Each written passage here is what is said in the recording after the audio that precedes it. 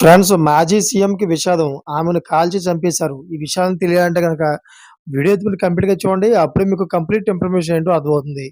అదేవిధంగా చాలామంది వీడియో చూస్తున్నారు గానీ లైక్ అని కామెంట్ చేయట్లేదు. దయచేసి లైక్ అని కామెంట్ చేయండి. లైక్ అని కామెంట్ చేయడం వల్ల ఈ ఇన్ఫర్మేషన్ మనం చాలా మందికి తెలియజేసేవాళ్ళం అవుతాం.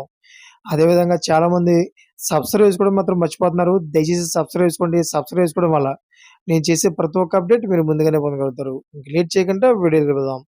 ఫ్రెండ్స్ సుష్మాదేవికి రమేష్‌తో 14 సంవత్సరాల క్రితం వివాహం జరిగింది. వారికి పిల్లలు కూడా ఉన్నారు. కొంతకాలంగా వారి మధ్య మనస్పర్ధలు ఉన్నట్లు తెలుస్తోంది. బుధవారం మధ్యాహ్నం రమేష్, సుష్మా ఇంటికి వచ్చి గొడవ పడ్డాడు. తీవ్ర వాగ్వాదం జరుగుతుండగా రమేష్ కోపోద్రిక్తుడై అదేవిధంగా నాటు తుపాకీతో సుష్మను కాల్చాడు. అయితే ఈ కాల్పుల్లో తీవ్రంగా గాయపడిన సుష్మా అక్కడికక్కడే మృతి చెందింది. సుష్మా తన పిల్లలను తీసుకొని భర్తకు దూరంగా తన సోదరి పూనమ్ కుమారితో కలిసి నివసిస్తుంది. అయితే ఘటన జరిగిన సమయంలో పూనమ్ కూడా ఇంట్లోనే ఉంది. తుపాకీ శబ్దం విన్న వెంటనే పిల్లలు భయంతో కేకలు వేశారు.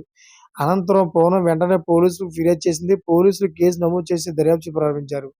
అయితే నిందితుడు రమేష్ కాల్పులు జరిపిన వెంటనే అక్కడి నుంచి పరారయ్యాడు. అతనిని పట్టుకునేందుకు గయా పోలీసులు ప్రత్యేక బృందాన్ని ఏర్పాటు చేశారు. నిందితుడి కోసం గాలింపు చర్యలు కొనసాగుతున్నాయని ఎస్ఎస్పీ ఆనంద్ కుమార్ తెలిపారు. అయితే ప్రస్తుతం కేంద్ర సూక్ష్మ, చిన్న, మధ్య తరహా పరిశ్రమల శాఖ మంత్రిగా ఉన్న జీవన్ రామ్ మాంఝీ ఈ ఘటనపై ఇంకా స్పందించలేదు. ఈ ఘటన స్థానికంగా తీవ్రంగా కలకలం రేపింది. బీహార్ మాజీ ముఖ్యమంత్రి, ప్రస్తుతం కేంద్ర మంత్రి జీతన్ రామ్ మాంఝీ మనవరాలు దారుణ హత్యకు గురయ్యారు. 32 ఏళ్ల సుష్మాదేవిని ఆమె భర్త రమేష్ గృహ కలహాల కారణంగా కాల్చి చంపాడు. Thanks for watching friends.